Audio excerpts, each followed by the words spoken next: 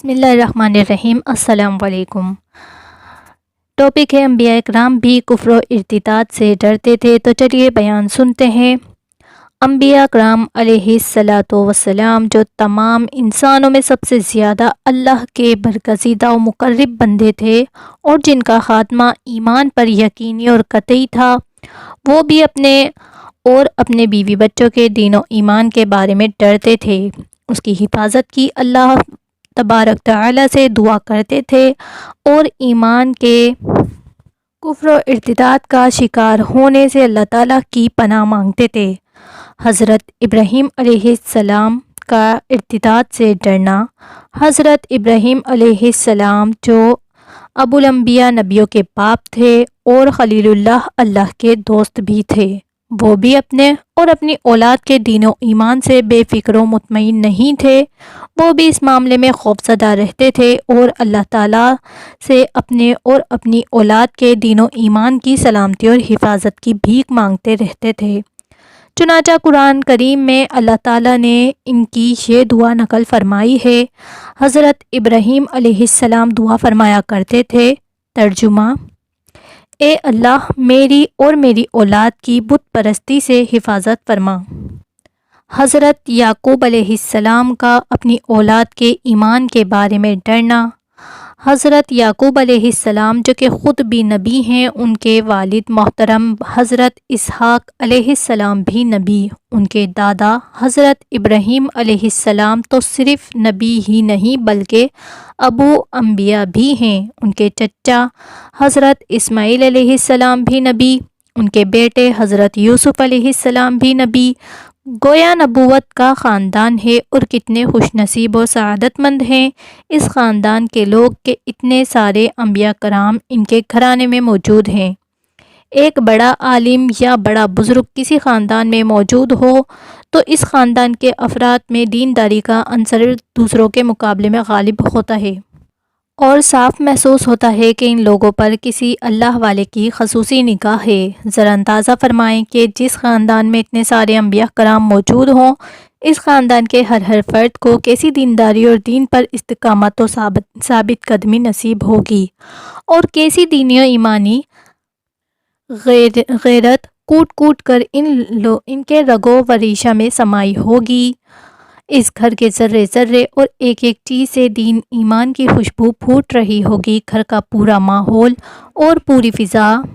اللہ کے ذکر سے معمور ہوگی۔ اس خاندان کے بارے میں بت پرستی اور کفر و ارتداد کا کسی کو وہم و گمان بھی نہیں ہو سکتا، لیکن ان سب کے باوجود جب حضرت یعقوب علیہ السلام کی وفات کا وقت قریب آیا تو وہ اپنی اولاد کے دین و ایمان کے بارے میں ڈر رہے تھے کہ خدا نخواستہ کہیں میری وفات کے بعد دین و ایمان سے ان کا رشتہ ٹوٹ نہ جائے۔ چنانچہ ان کا واقعہ مشہور قرآن کریم میں موجود ہے۔ اللہ تعالیٰ ارشاد فرماتے ہیں، یعنی جب حضرت یعقوب علیہ السلام کی وفات کا وقت قریب آیا تو انہوں نے اس وقت اپنی سب اولاد کو جمع کر کے ایک سوال کیا کہ میری وفات کے بعد تم لوگ کس کی عبادت کرو گے؟ کہیں ایسا نہ ہو کہ تم لوگ اپنے دین سے پھر جاؤ۔ وہ اولاد بھی آخر نبی کی ہی اولاد تھی، انہوں نے جواب دیا، ابا جان آپ کیسی بات کر رہے ہیں، ہم اسی ایک اللہ کی عبادت کریں گے جو آپ کا بھی رب ہے اور آپ کے آباء و اجداد ابراہیم، اسماعیل اور اسحاق علیہ السلام کا بھی رب ہے، اور ہم ہمیشہ اس کے تابعداری کرتے رہیں گے۔ حضرت یوسف علیہ السلام کا اپنے ایمان کے بارے میں ڈرنا۔ حضرت یوسف علیہ السلام جو کہ خود بھی نبی ہیں اور حضرت یعقوب علیہ السلام کے بیٹے ہیں اور خاندان نبوت کے ایک فرد ہیں، اور وہ بھی ایمان پر خاتمہ اور قیامت کے دن نیک لوگوں کے ساتھ جمع ہونے کی دعا مانگ رہے ہیں۔ ان کی دعا کے الفاظ کو قرآن کریم میں اللہ تعالیٰ نقل فرماتے ہیں، اے آسمان اور زمین کے پیدا کرنے والے، آپ ہی میری دنیا اور آخرت کے کام بنانے والے ہیں، مجھے اسلام کی حالت میں موت دینا اور مجھے نیک لوگوں کے ساتھ شامل کر دینا۔ امام الانبیاء علیہ السلام حضرت محمد صلی اللہ علیہ وسلم کا کفر و ارتداد سے ڈرنا اور پناہ مانگنا۔ سارے نبیوں کے امام حضرت محمد رسول اللہ صلی اللہ علیہ وسلم بھی اپنے دین و ایمان کی سلامتی اور حسن خاتمے کے بارے میں حد درجہ فکر مند رہتے تھے، اور سوئے خاتمہ بغیر ایمان کی موت سے ہر وقت ڈرتے رہتے تھے، حالانکہ آپ صلی اللہ علیہ وسلم کا ایمان پر خاتمہ یقینی تھا۔ سینکڑوں احادیث مبارکہ سے نبی کریم صلی اللہ علیہ وسلم کا دین و ایمان پر استقامت و ثابت قدمی کی دعا مانگنا اور کفر و ارتداد اور نفاق سے کثرت سے پناہ مانگنا ثابت ہے۔ بطور نمونہ کے چند احادیث پیش کی جاتی ہیں۔ ایک، سب سے زیادہ جو دعا نبی کریم صلی اللہ علیہ وسلم مانگتے تھے وہ اللہ سے دین پر استقامت کی دعا مانگتے تھے، چنانچہ حضرت انس رضی اللہ تعالیٰ عنہ، حضرت نواس بن سمان، عبداللہ بن عمر رضی اللہ تعالیٰ عنہ، حضرت عائشہ رضی اللہ تعالیٰ عنہ اور حضرت ام سلمہ رضی اللہ تعالیٰ عنہ وغیرہ ہم کئی صحابہ اکرام سے حدیث کی گئی کتابوں میں یہ حدیث مروی ہے۔ حضرت ام سلمہ رضی اللہ تعالیٰ عنہ کی روایت کے الفاظ یہ ہیں، ترجمہ: حضرت شہر بن حوشب فرماتے ہیں کہ میں نے ام المومنین حضرت ام سلمہ رضی اللہ تعالیٰ عنہ سے پوچھا کہ نبی کریم صلی اللہ علیہ وسلم جب آپ کے پاس ہوتے تھے تو کون سی دعا زیادہ مانگا کرتے تھے؟ تو ام سلمہ رضی اللہ تعالیٰ عنہ نے جواب دیا کہ اللہ کے رسول صلی اللہ علیہ وسلم زیادہ تر یہ دعا مانگا کرتے تھے، ترجمہ: اے دلوں کو پھیر دینے والے، میرے دل کو اپنے دین پر مضبوطی کے ساتھ جمع دے۔ حضرت ام سلمہ رضی اللہ تعالیٰ عنہ فرماتی ہیں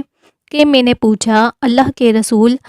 کیا وجہ ہے کہ آپ اکثر یہ دعا مانگا کرتے ہیں؟ تو نبی کریم صلی اللہ علیہ وسلم نے جواب دیا، ام سلمہ،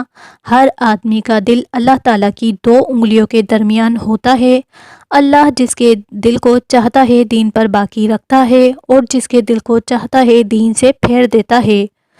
2، نبی کریم صلی اللہ علیہ وسلم کی ایک عجیب و غریب انتہائی لمبی و جامع دعا حضرت عبداللہ بن عباس رضی اللہ تعالیٰ عنہ نقل فرماتے ہیں، جو ایک رات نبی کریم صلی اللہ علیہ وسلم نے نماز کے بعد مانگی تھی۔ اس میں یہ دعا یہ بھی ہے کہ ترجمہ: اے اللہ، مجھے ایسا ایمان و یقین عطا فرما کہ جس کے بعد کفر نہ ہو۔ تیسری، حضرت ابو بکر رضی اللہ تعالیٰ عنہ سے مروی ہے کہ نبی کریم صلی اللہ علیہ وسلم یہ دعا مانگا کرتے تھے، ترجمہ: اے اللہ، میں آپ کی پناہ چاہتا ہوں کفر، فقر اور قبر کے عذاب سے۔ چوتھی، حضرت ابو بکر رضی اللہ تعالیٰ عنہ فرماتے ہیں کہ میں نے اللہ کے رسول صلی اللہ علیہ وسلم کو یہ دعا مانگتے ہوئے سنا، اے اللہ، میں آپ کی معزز ذات اور آپ کے عظیم حکم کے واسطے سے سوال کرتا ہوں کہ مجھے آگ اور کفر اور فقر سے پناہ دے دیجیے۔ 5، حضرت عبداللہ بن مسعود رضی اللہ تعالیٰ عنہ فرماتے ہیں کہ اللہ کے رسول صلی اللہ علیہ وسلم اس طرح دعا مانگا کرتے تھے، ترجمہ: اے اللہ، میرے اسلام کی حفاظت فرما کھڑے ہونے کی حالت میں بھی، اور میرے اسلام کی حفاظت فرما بیٹھنے کے حالت میں بھی، اور میرے اسلام کی حفاظت فرما سونے کی حالت میں بھی، اور میرے اوپر دشمنوں اور حاسدوں کو ہنسنے کا موقع نہ دے۔ 6، حضرت انس رضی اللہ تعالیٰ عنہ فرماتے ہیں کہ نبی کریم صلی اللہ علیہ وسلم دعا مانگا کرتے تھے، ترجمہ: اے اللہ، میں آپ کی پناہ مانگتا ہوں بے بسی، سستی، بزدلی، بڑھاپے، دل کی سختی، غفلت، اچانک قتل ہونے، ذلیل ہونے اور مسکین ہونے سے، اور میں پناہ مانگتا ہوں فقر، کفر، نافرمانی، جھگڑے، نفاق، شہرت اور ریاکاری سے، اور میں پناہ مانگتا ہوں بہرے پن، گونگے پن، پاگل پن، کوڑ، برس اور دوسری خطرناک بیماریوں سے۔ 7، حضرت ابو ہریرہ رضی اللہ تعالیٰ عنہ فرماتے ہیں کہ اللہ کے رسول صلی اللہ علیہ وسلم یہ دعا مانگا کرتے تھے، اے اللہ، میں آپ کی پناہ مانگتا ہوں لڑائی جھگڑے اور نفاق اور برے اخلاق سے۔ 8، حضرت عبداللہ بن عمر رضی اللہ تعالیٰ عنہ فرماتے ہیں کہ نبی کریم صلی اللہ علیہ وسلم یہ دعا مانگا کرتے تھے، ترجمہ: اے اللہ، میں آپ کی پناہ چاہتا ہوں نعمت کے زائل ہونے، عافیت کے چھن جانے، اچانک کی پکڑ اور آپ کی ہر طرح کی ناراضگی سے۔ فائدہ: تمام نعمتوں میں سب سے بڑی اور عظیم الشان نعمت ایمان کی نعمت ہے، لہٰذا اس دعا میں نبی کریم صلی اللہ علیہ وسلم نے جو نعمت کو زائل ہونے سے اللہ کی پناہ مانگی ہے تو اس میں نعمت سے ایمان کی نعمت پہلے مراد ہوگی، باقی نعمتیں اس کے بعد مراد ہوں گی۔ حضرت ابو ہریرہ رضی اللہ تعالیٰ عنہ فرماتے ہیں کہ نبی کریم صلی اللہ علیہ وسلم پناہ مانگا کرتے تھے برے فیصلے سے اور بدبختی کا سامنا کرنے اور مصیبتوں پر دشمن کی ہنسی سے اور آزمائش کی مشقت سے۔ فائدہ: اس دعا میں بدبختی سے مراد سوء خاتمہ، بری موت ہے۔ یہ بطور نمونے کے چند آیات و احادیث ذکر کی گئی ہیں جن سے اندازہ لگایا جا سکتا ہے کہ انبیاء کرام علیہم الصلاۃ والسلام اپنے اور اپنے بیوی بچوں کے دین و ایمان کے سلسلے میں کتنے زیادہ فکر مند رہتے تھے۔ انبیاء کرام علیہ السلام کا ڈرنا امت کی تعلیم کے لیے تھا۔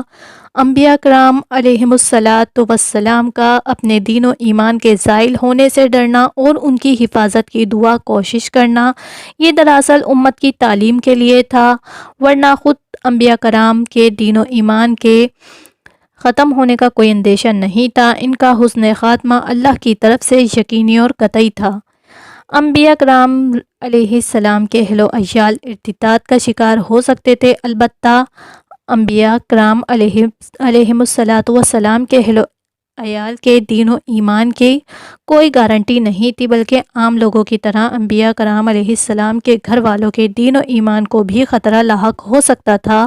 اور انبیاء کرام